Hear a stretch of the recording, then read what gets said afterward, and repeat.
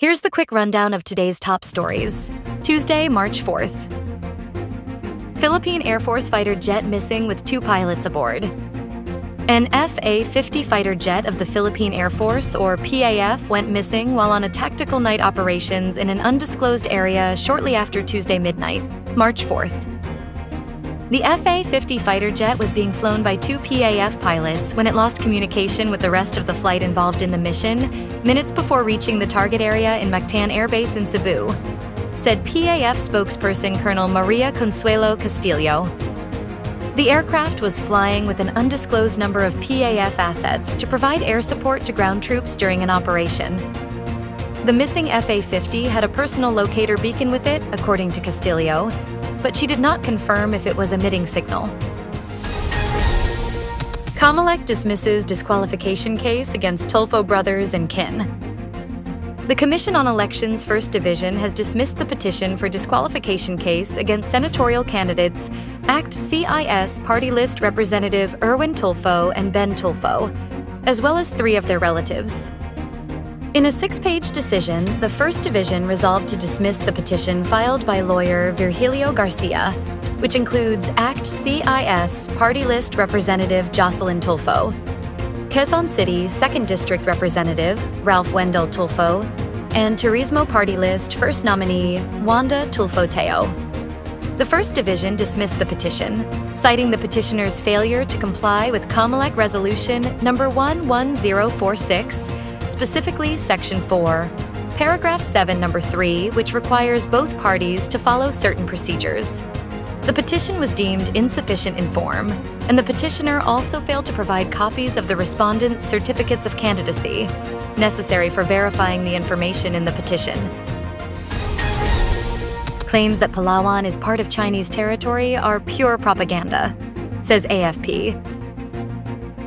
The Armed Forces of the Philippines on Monday dismissed as a propaganda the claims circulating on social media that the province of Palawan was once part of China. Colonel Francil Margareth Padilla, AFP spokesperson, said the Chinese claim no longer surprised the military, no matter how absurd it was. It's very well known that they really come out with a lot of propaganda materials, Padilla said in an interview, dismissing the Chinese claim. The controversy stemmed from posts on Chinese social media platforms Weibo and RedNote, among others, last week, where some users claimed Palawan once belonged to China, and the Chinese government had governed it for 1,000 years. Some netizens demanded that the Philippines should return Palawan to China. PAGASA says, warm, dry season this year may not reach 2024's extreme temperatures. PAGASA said that this year's warm and dry season will be usual, as temperatures may be milder than the extreme heat experienced during the El Niño in 2024. PAGASA Climate Monitoring and Prediction Section Chief Annalisa Solis explained in a radio interview on that the intense heat last year was exacerbated by the El Niño phenomenon, which significantly raised temperatures and contributed to record-breaking heat. This year, while the warm weather is expected, it may not be as extreme due to the absence of such a strong El Niño effect, she added.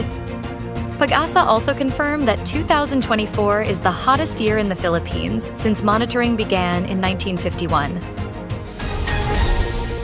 Pope Francis suffers new breathing crises, is back on non-invasive ventilation, Vatican says.